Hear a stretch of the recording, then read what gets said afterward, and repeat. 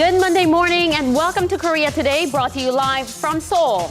Ruling and opposition lawmakers are expected to conduct a plenary session later today to handle the court's request to arrest Representative Lee Seok-gi for allegedly conspiring to stage a rebellion, among other charges. Talks on when to resume operations at the Kaesong complex are set to take place in a few hours. Details coming up in the headlines. And UPP lawmaker Lee Seok-gi also makes a big splash on the front pages. We'll take you through those stories as well as other headlines on in print. The first group of foreigners to travel from top to bottom of the Korean peninsula. And more stories are coming up on Hot Clicks. She is known for her puppet plays using near life-size puppets. We sat down with theater director Theodora Skipateras ahead of the opening of her new project, Nabijam. Who is the honored first ceremonial pitcher in Korea's baseball history? Who threw the most talked about pitch, and how has the culture of that first toss changed? We have the answers on this Monday, September 2nd, 2013. From Arirang News, this is Korea Today. And a good Monday morning to you all. Thank you for joining us on Korea Today. Thanks for tuning in. Hope you had a great weekend. We're off to a rather chilly start this morning. I contemplated wearing a cardigan this morning, but it looks like we can't call it autumn just yet. The Korea Meteorological Administration says the start of autumn will be on September 26th. That's a week behind schedule compared to 30 years ago due to global warming. Okay, so just what defines autumn? Well, the KMA defines autumn as when the average temperatures, the average daily temperatures fall below 20 degrees Celsius, and that's when it's officially autumn. It's expected on the 26th of September. But gradually, when you look at autumn in the past, it used to come sooner. In the 1970s, it was September 18th, and throughout the years, it's gradually come later and later and later to the 26th. Now, what does that mean? It means make the most out of summer, I guess. That's right. All right, we'll begin Korea Today with a look at today's headlines.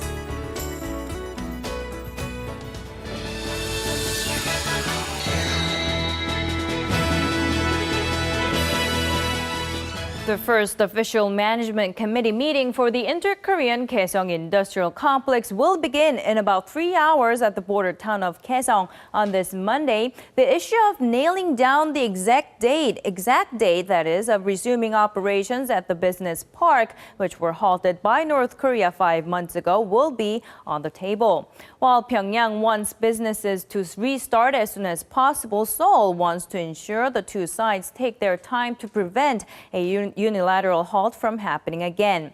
The meeting comes after the two Koreas agreed to set up the new committee last month to prevent future shutdowns and oversee the protection of South Korean workers and goods at the complex. The new committee aims to hold meetings every 3 months. The controversy over an alleged conspiracy for a rebellion regarding left-leaning lawmaker Lee Seok-gi continues. Now on Monday, ruling and opposition parties will likely convene a plenary session to vote on whether to strip Lee from his parliamentary immunity from arrest. He is accused of plotting an armed rebellion to attack South Korean public offices in case a quote-unquote emergency situation breaks out with North Korea.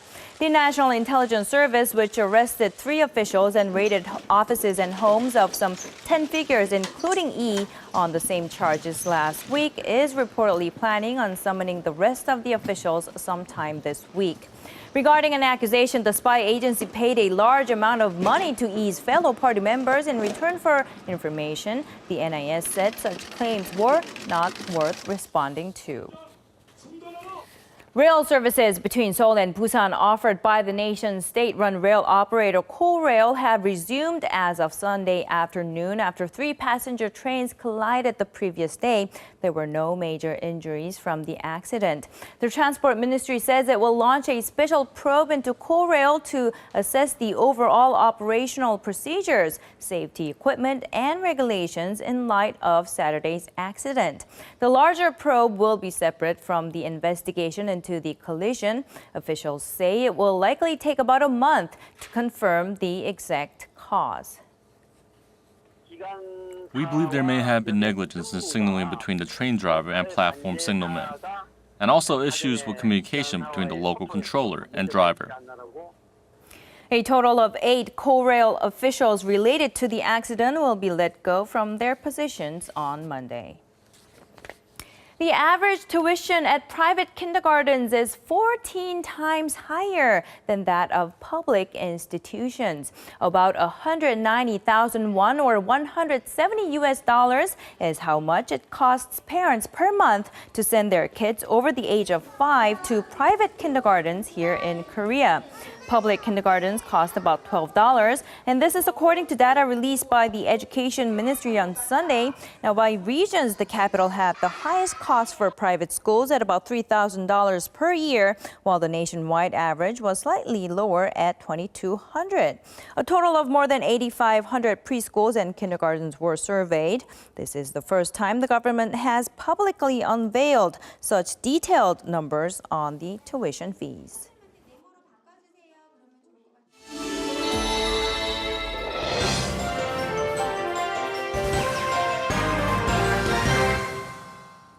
And happy Monday, everyone.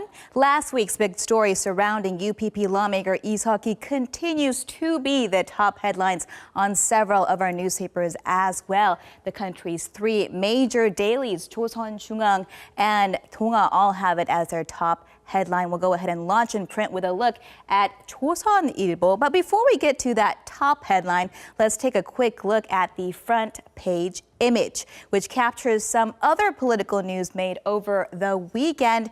The main opposition Democratic Party goes blue.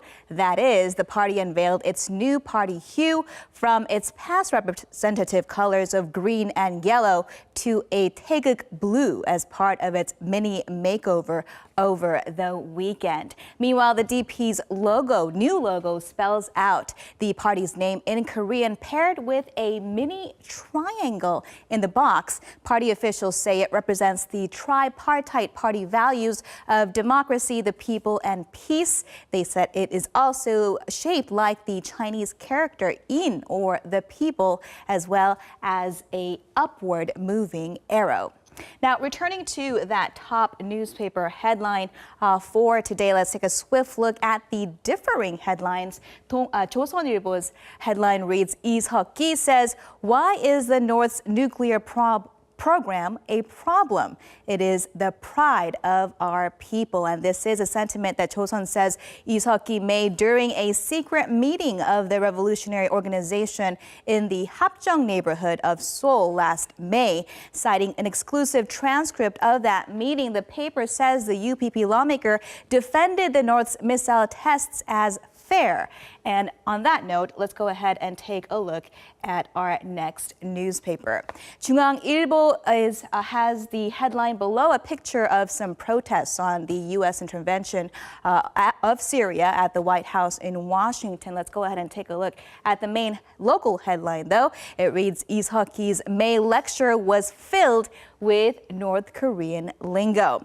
It also references a North Korean defector to help the newspaper decipher some of the vocabulary not familiar to South Koreans, and it does in fact list out some of those there. All right, and scooting right over to Donga Ilbo now, its headline reads, Lee Seok-gi's steel tower demolition comment marks a specific mention of an armed fight. The newspaper says that it exclusively obtained a transcript of a secret RO meeting capturing this quote made by Lee, that destroying a hypothetical steel tower was extremely important in military victory, going against his public stance of peace. The article goes on to say that Lee mentioned that there were many sources for violent attacks on the internet, including those related to the Boston Marathon bombings. Leaving that story there, the front page image, meanwhile, shows a man thoughtfully mowing the weeds at a cemetery in the city of Gwangju. As you heard, it's that time of the year that Koreans travel to the gravesites of their ancestors ahead of the major holiday season of Chuseok. The caption notes that the weekend saw a significant rise in highway traffic as city dwellers headed to their ancestors' burial sites. And taking a look at Gyeongyang Shinmun now, it has a decidedly different front page story. Now, its headline reads, "New Right History Textbooks Reduces and Distorts Depiction of Sex Slavery." And the New Right, in case you didn't know, is a conservative political group here in Korea that adopts neoconservative values. And the article says, actually, it raises concerns that the group's alternative history textbook that passed review by the National Institute of Korean History has some egregious discrepancies from the status quo. According to the newspaper's inspection of the textbook, the alternative version records that the Japanese Empire recruited women between the ages of 12 to 40 in the wars of aggression from the year 1944, which is a full 7 years after the 1937 that existing textbooks record. And one version of the New Right textbook, the paper says, characterizes Japan's sexual slavery as something that randomly happened and became institutionalized later. The newspaper cites a professor from Seongkyungwan University who explains this as the New Right stance on the issue is differing from the so-called that the so-called comfort women were not forcefully mobilized, but were part of a hiring scam that involved a third party. And finally, let's take a look at our business newspaper for today. Korea Economic Daily's headline reads, Ep388 effect, signs of rock bottom prices for small and medium-sized homes. The August 28th, they're of course referring to the government-led measures announced last Wednesday to spur the country's real estate industry.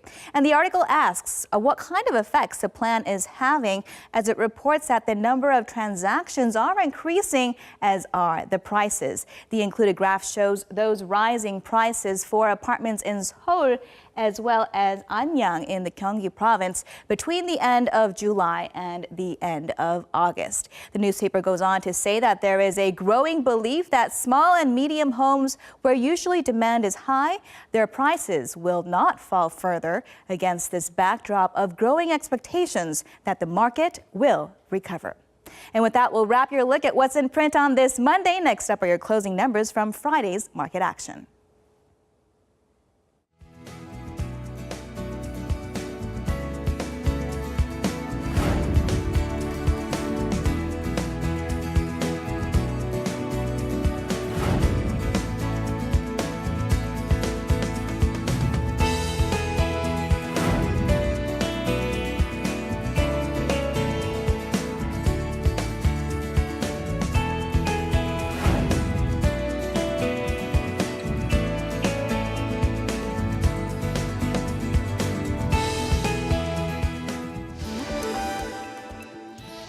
And still ahead, near life-size puppet figures tell the poetic story of the lives of people back from the Joseon dynasty, and visual artist Theodora Skipateras is here to co-direct this piece called Nabijam, or Butterfly Nap. Stay tuned to find out more.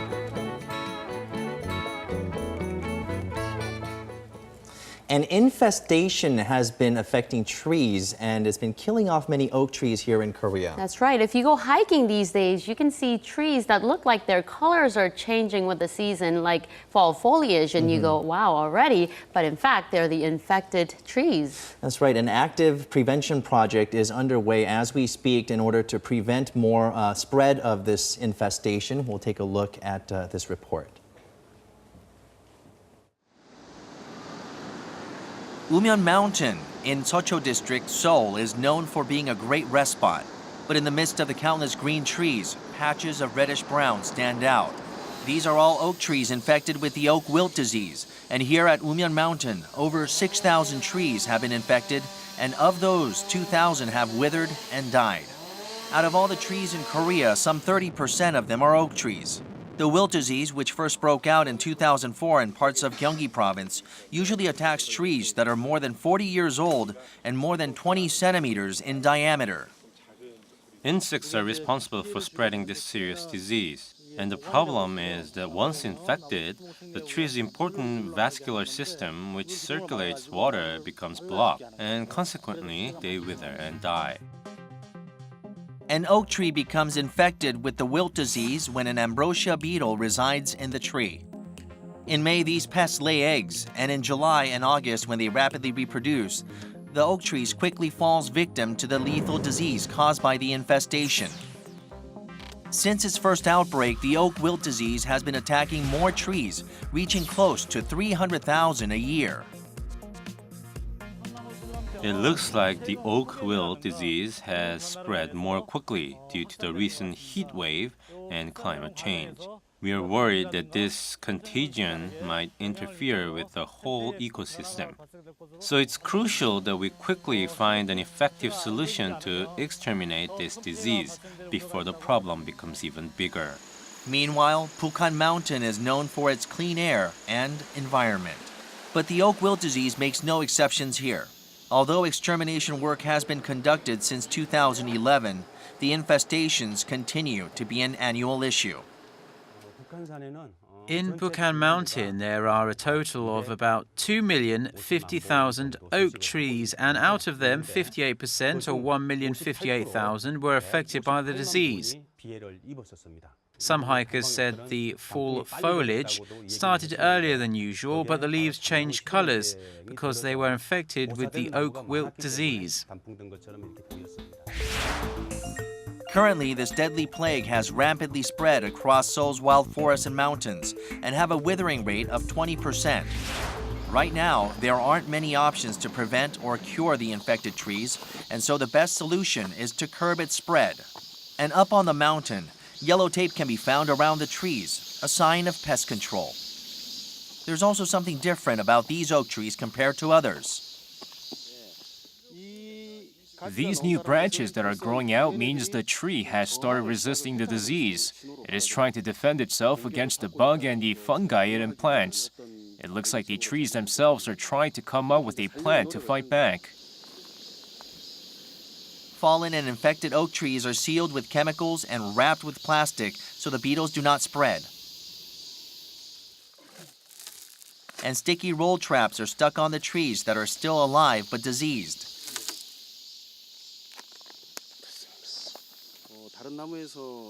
This sticky tape stops the ambrosia beetles from moving on to other oak trees, and it also kills them.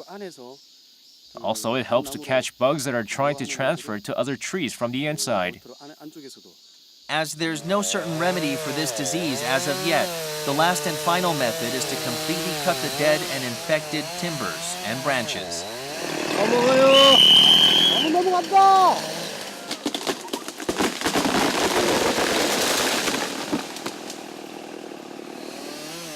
But there's a limit to having the extermination done manually.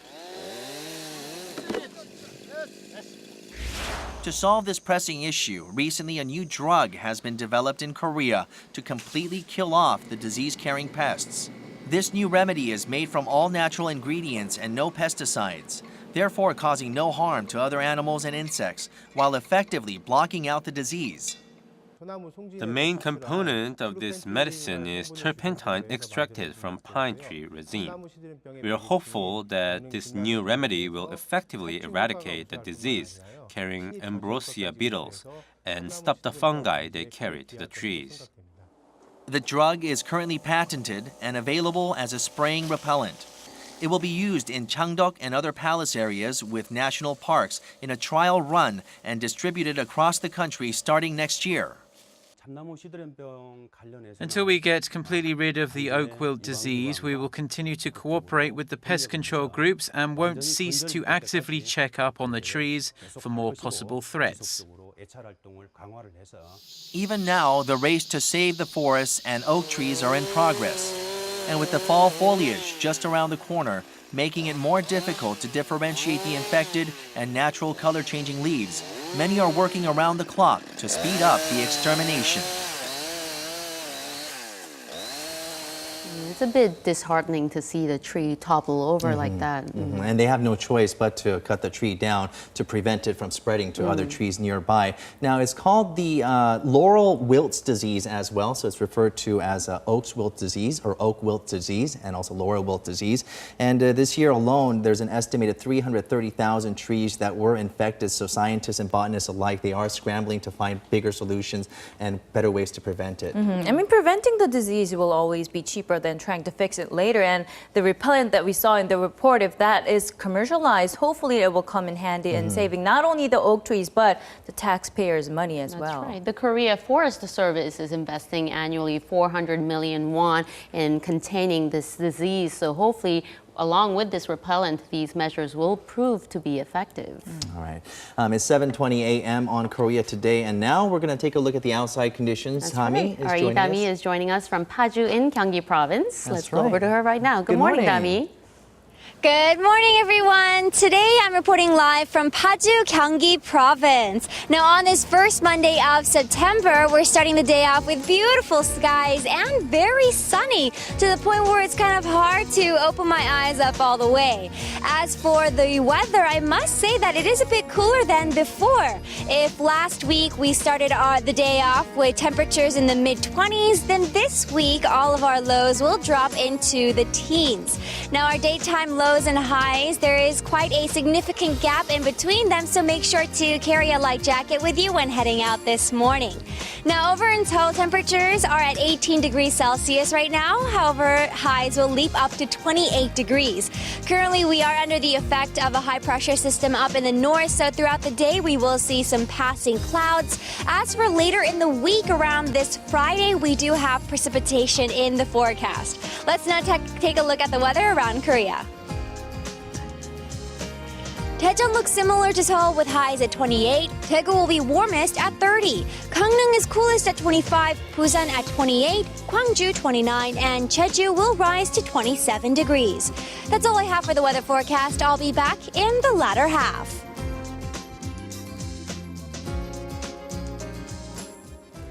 You're watching Korea Today. We all like puppet shows. Do you like puppet shows? I grew up watching puppet shows, and I love them. Right, the child in us just longs for I'm still that. a big kid. So. All right. You're in luck because the Seoul Metropolitan Theater, along with visual artist Theodora Skipateras from New York, is preparing a special performance for both young and old.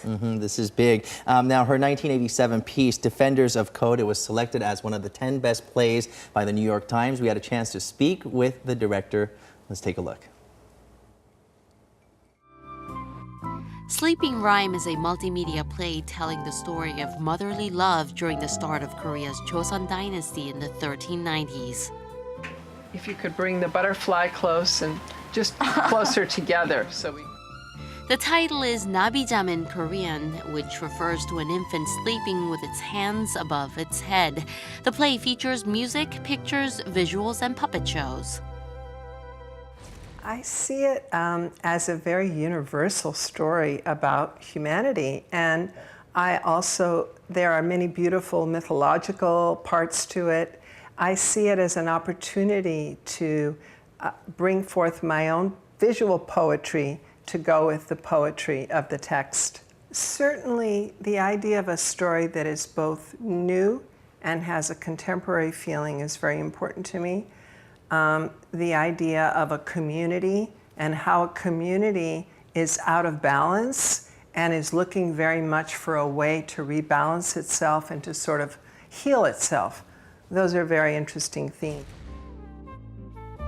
One of the main reasons she decided to co-direct Sleeping Rhyme is because it's a creative story that takes place in the Joseon dynasty, but it carries a universal theme of the past and present, dreams and reality, and explore innocence, pain, tenacity, and conflicts. She has special powers. She was born in a special way. She's extraordinary. And he's a soul who's looking for balance. He's basically a very good person who has been, shall we say, spiritually lost, but a very good person, a musician. So I certainly thought about that when painting his face and when painting her face. There are comments about her eyes, but definitely, just as if you were casting an actor or dressing an actor, it's the same when you're making a puppet. Skipateras gained popularity and fame among U.S. critics and the media through her unique human-sized puppet shows, and she says she chose these dolls as her storytellers because of their innocence. some time ago, when I first began to work with puppet figures, I realized that they were empty and neutral and innocent. And I realized that I could work with the dolls and they could become communicators of very important issues that they might communicate better than actors, or as well or differently as actors.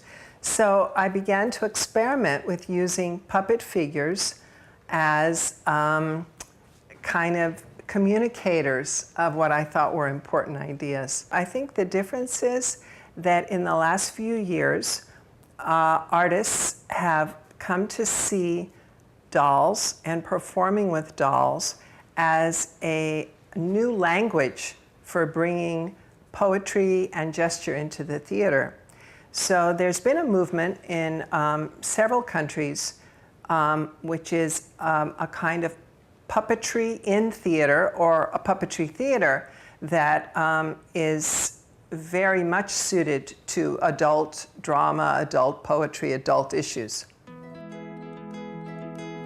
So which part of this play is based on Korean culture and sentiments did she put the most work into? I have to portray my emotions and feelings through a secondary subject, this puppet. So it wasn't easy because sometimes I wasn't able to express everything I was feeling 100%. On the other hand, there were instances when the doll could display something I wasn't capable of acting or doing. So it has its advantages and disadvantages, but all of this is a lot of fun. There's a hero and a heroine, and we're choreographing a scene with the puppets taking a journey together and being in love. And there's something very special and very different when puppeteers work to make two puppets comfort each other, hold each other, and sort of walk side by side. When they fly through the air, it's very magical. So it's an opportunity to give you another dimension into the lives of the characters. There is a lot of interest into how Skipateras will transform the Korean story of Sleeping Rhine with her world of puppets when curtains go up in September. The Korean title of this play is Nabijam, and it's a beautiful Korean word that refers to, you know how babies sleep with their hands? Baby? Like this? Right, yeah, like that. They sleep like that. Okay, Like that's like not this. cute anymore now. That's a bit creepy now. But that's where the title came from. That's the meaning of the title. I mean, because she uses puppets and it can't really create facial expressions, so you would think that the audience would not be able to get exactly what the message is about, but that is well compensated with the shadows and the music and how they are all choreographed, the puppets. So really, I think it's a must-go watch play. That's right. And the Sleeping Rhine will go on stage from September 19th to the 29th at the Sejong Center for the Performing Arts, and they will show 7 new lullaby tunes. So if you are interested, make sure you can to take check their it out. babies and maybe they will do this Fall and asleep fall asleep right there, there, right? You can't put your kids to sleep? Well, there's your solution. Well, you know what? Puppet shows are very fun to watch. It's amazing how captivated you become even as an adult. And still ahead on Korea Today. Now, SJ really put his back into this one, and I mean it quite literally. Is this Korea's best pitch ever? An acrobatic twirl followed through with a change-up from singer Temi created a sensation among a whirlwind of other recent eye-catching ceremonial tosses. We'll take a look at this trend and where these new moves are coming from.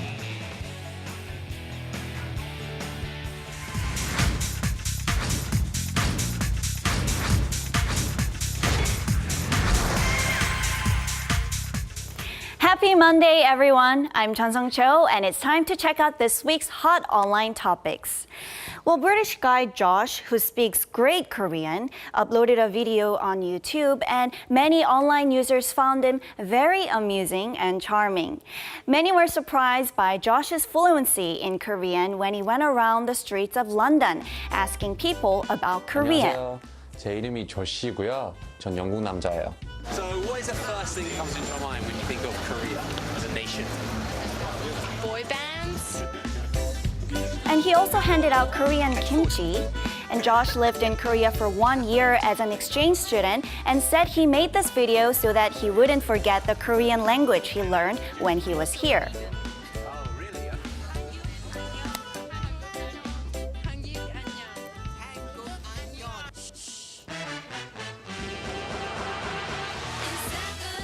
And not only that, the English girl group Little Mix, which is mainly known for winning one of the biggest audition programs in the UK, X Factor, came out with Korean version of their #1 hit song, Wings. The group's recording company said the girls decided to put out this version after they randomly came across a Korean audition program's contestant singing their song, Wings, on the internet. It's definitely very interesting to see people from all the way over in Britain showing so much interest in Korea. And staying on stories from the UK, not too long ago, the legendary English rock band Muse performed at a rock festival held here in Korea, and the group's finale song received lots of clicks online.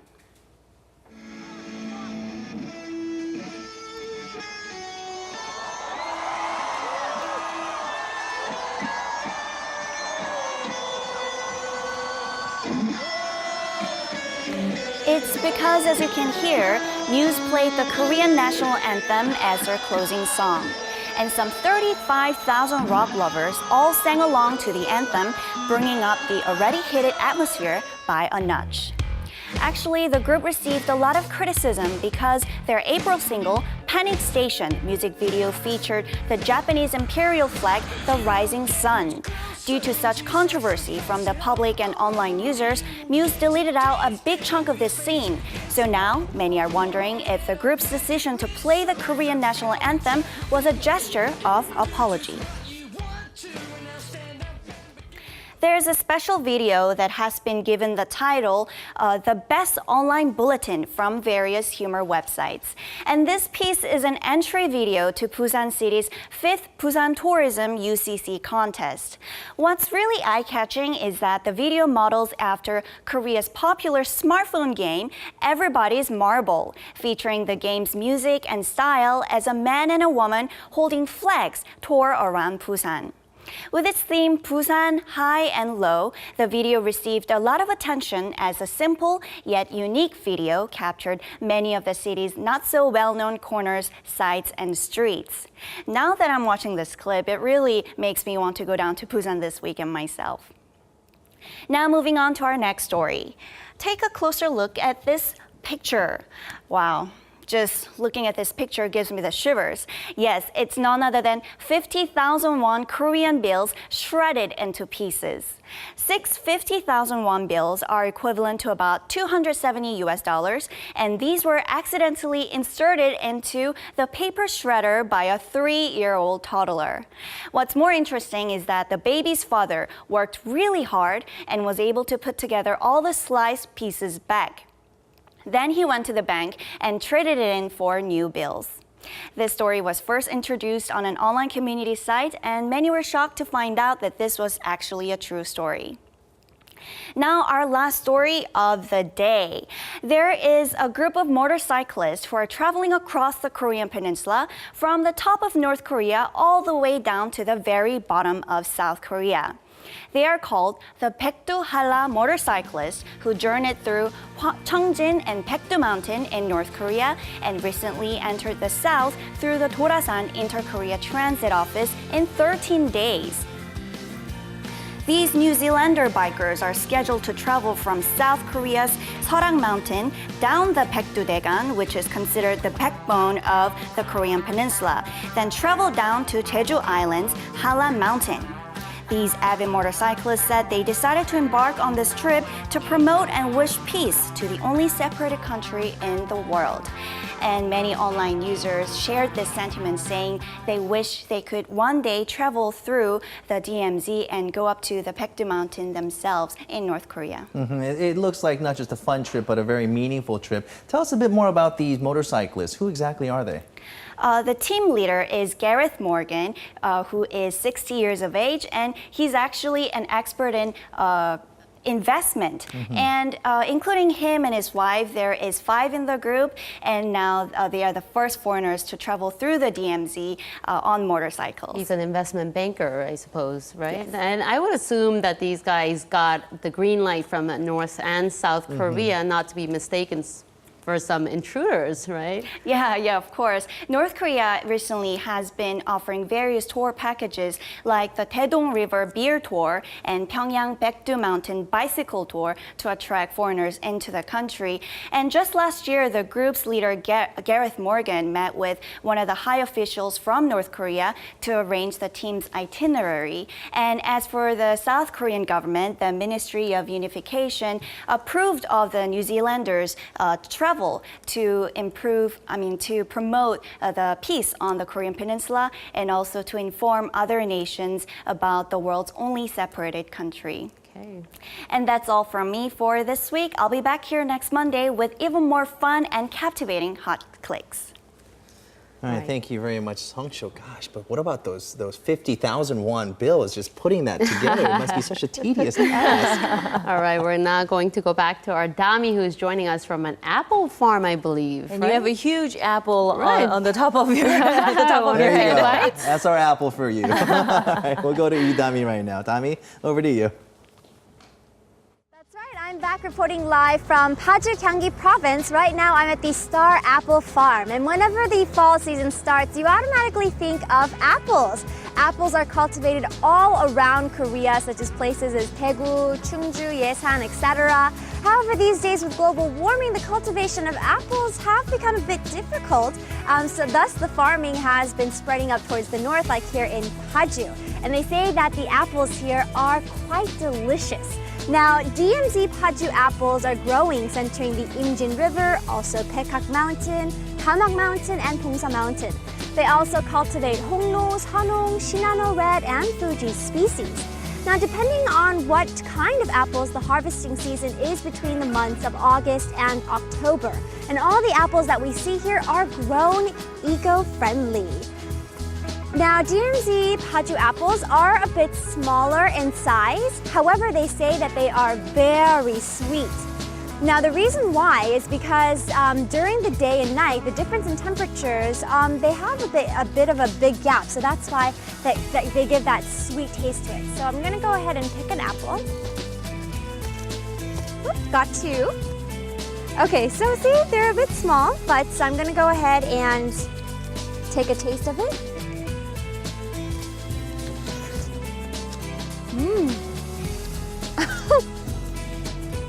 It's really good. It's really sweet, and it has that crunchy taste to it. No sound effects needed. It's delicious. Now, whenever it comes to apples, it's quite popular, especially during the times of Chuseok, which is a major national holiday here in Korea. So here at Star Apple Farm, they're holding a special experience program starting from September 7th to the 17th.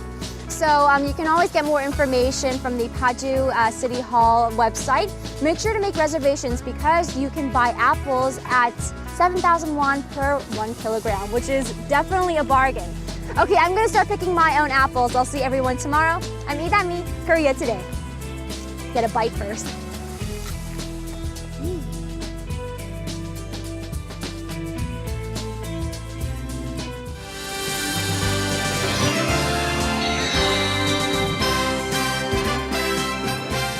And a good Monday morning to you all, and especially for the 7 K-League Classic teams that made the cut after yesterday, as the season will now move on to its split format. Of course, the top 7 teams will be facing off in hopes to win the league title, as Pohang, Ulsan, Jeonbuk, Seoul, Suwon, and Incheon made the top 6 cut after last night. But who got the last and final spot? Well, check out the Pohang Steelers taking on the Busan I-Park. Of course, shifting over to the game here, it was a rather quiet first half to start things off here. But the 43rd minute of the match, it's Busan's Han Ji-ho who finds the back of the net as Busan takes a 1-0 first half lead. Now, Busan trying to hold on to that 1-goal lead here, but in the 85th minute of the game, Kim Eun-jung here, the equalizer, as the match is now tied 1-1. Now, Busan really needing a victory in this match to survive the split format and A victory they get. 90-plus minute Park Kyung-ho to the rescue, the game winner as Busan sneaks past the league leaders 2-1 as Busan barely gets into the top 7 spot.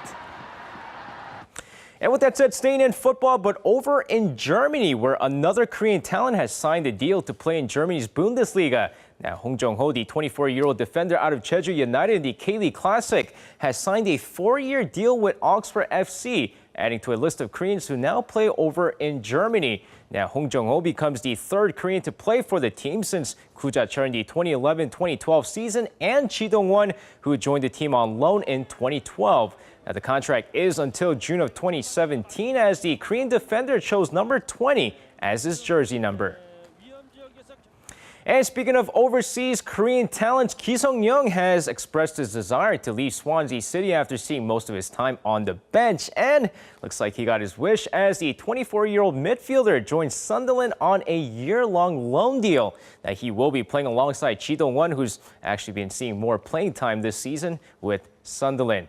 All right, so with that said, let's move on to some Sunday night KBO action. Of course, things really heating up right now in the pennant race as the Nexen Heroes beat the Hanwha Eagles 7-3 to avoid an embarrassing sweep there, with the NC Dinos absolutely crushing the Kia Tigers 12-3, with the NC Dinos hitting 3 home runs in the game. So with that said, let's take a look at the other 2 games that took place, starting off with the first place Samsung Lions taking on the 3rd place Tusan Bears. Of course, shifting over to the game, we go over to the bottom of the first inning. Lee Jong-wook grounds 1 to short here, but an E6, check this out, gets Lee Jong-wook on base.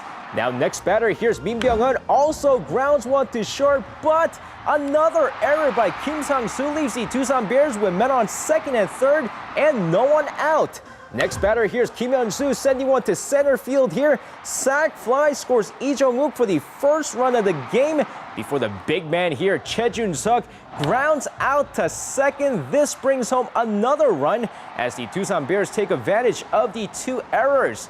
Second inning of the game, here's Kim Jae-ho this time. An RBI single to left field makes it 3-0 Tusan Bears. Shifting over to the 4th inning, Hong Sung-eun to start off the inning. The first pitch he sees, Seiya gone, 4-0 Tusan Bears.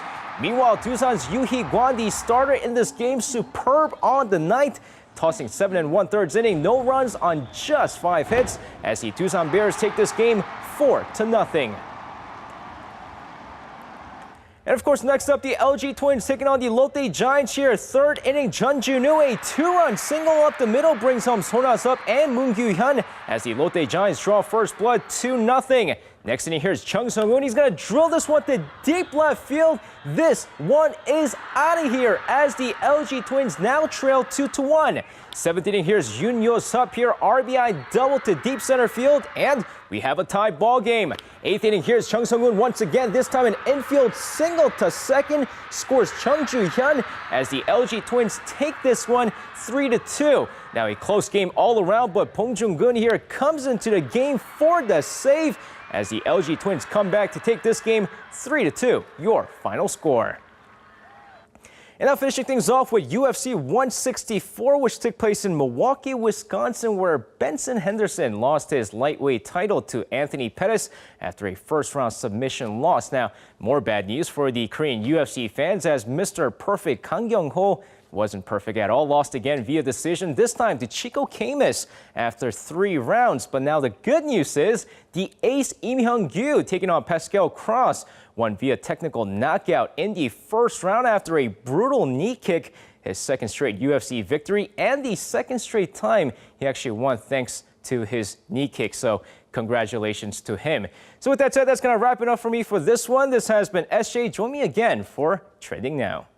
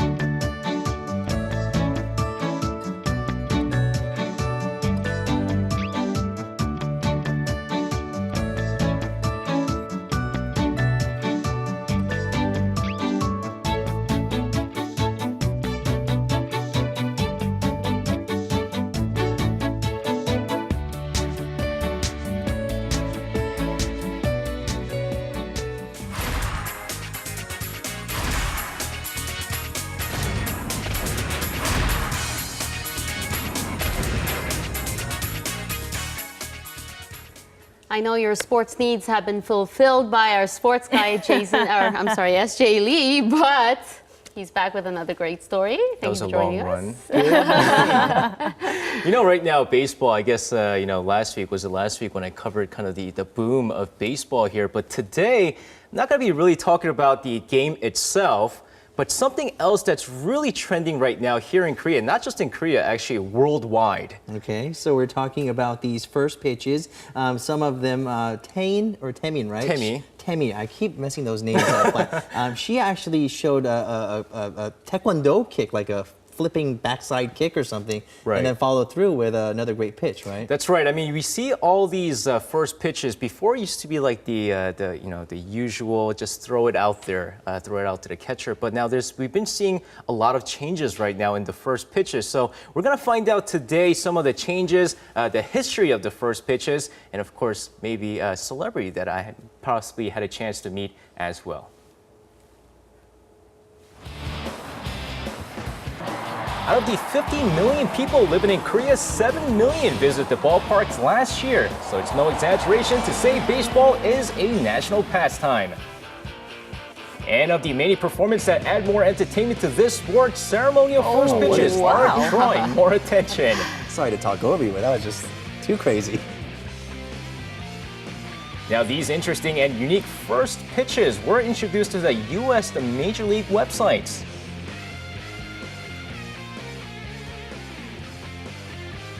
And this one, of course, the 360-degree spin taekwondo pitch that made the headlines.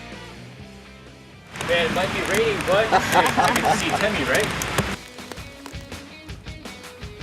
So I went out to see if I could learn this taekwondo pitch. 안녕하세요.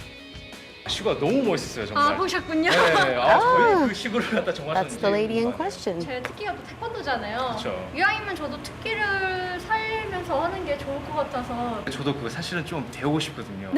어떻게 좀 배울 수 있는 방법이 있을까요? Are you sure? 하실 수 있을 텐데. 기본적인 것만은 좀 알려줄 수 있을 것 같아요. 그렇게 해주세요. 자, 제가 바로 한번 보여드릴게요. Even seeing it again, it's pretty impressive. Oh my, wow. Is that a strike? Are Yes, you no. going to, SJ? Obviously, until this one-of-a-kind first pitch, Taemin was unknown actress to many, but obviously with this pitch, she quickly rose to fame, becoming one of the most searched names on portal sites. You know what? I don't know if I'm going to be able to do it with my taekwondo skills, but let's try. Do you have any taekwondo experience? No. It's not easy following these moves, so I would strongly recommend stretching before you try. 진출을 하셔서 시구를 해주면 안 되겠냐라고 요청이 오면 야구의 자랑거리도 됐고, 뭐 태권도를 알릴 수 있는 기회였고, 그리고 지금 저도 이제 MLB 가려고 지금 추진 중에 있어요. Wow. Some aspirations you have. Very ambitious. The first pitch rings the start of a baseball game. The first pitch ever was in Japan back in 1908, and 2 years later in 1910, then U.S. President William Taft started the tradition in the U.S. The first ceremonial pitch in Korea was by former President Chun Doo-hwan in 1982, marking the opening of Korea's Pro Baseball League. In order to attract many viewers, celebrities were brought in for the first throw. Back then, first pitches by famous people were only done on special days, but a lot has changed since then. Temi's first pitch, her move was really impressive, especially when she did the acrobatic twirl. Gymnastic gold medalist Yang Hak-sun's. His graceful and eye-catching performance was very memorable. I remember actress Hong Soo-ah's the most compared to other throwers. She seemed much more serious with her throw, and I like that about her. Since actress Hong Soo-ah, who showed up in a proper uniform, cleats, and showed off her professional-like pitch in 2005, many female celebrities who were once shy about their first pitch have been coming up with interesting moves, and more stars are showing up at games even if it's not a special occasion. Now, the baseball industry has grown tremendously over the years, and the first pitchers are well aware of this. Now, many fans filled the seats at Chamsi Baseball Stadium in Seoul last weekend. As first pitches have become extremely popular, more diverse people are taking the mound. Game's first pitcher usually shows up an hour before the game and learns how to pitch from the players. I've been practicing a lot for a quick underthrow toward the strike zone. 안녕하십니까. 채널A 프로듀서 이용근입니다. 제가 먹어보겠습니다. 한번 먹어보겠습니다. This game's first pitcher is the well-known television producer, Young-don. As expected, the crowd loudly cheers for Lee, so how will he throw the first pitch? He's a local celebrity, right? That's right.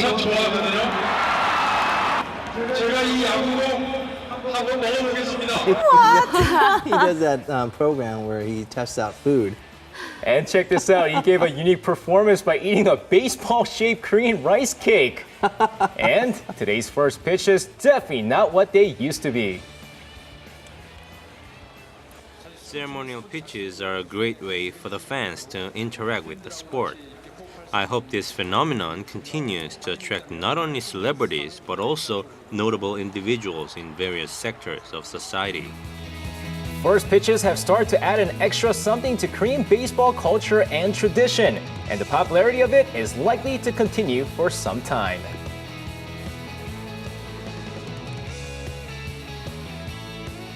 It's like the cherry on top, I would say, right?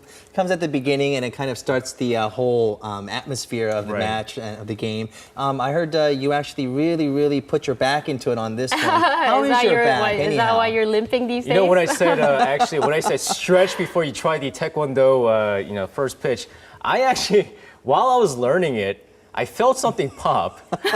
And next thing you know, I actually had a muscle tear in my back. Oh no! And actually, they were making me do this a couple of times, so we had to take a couple of shots.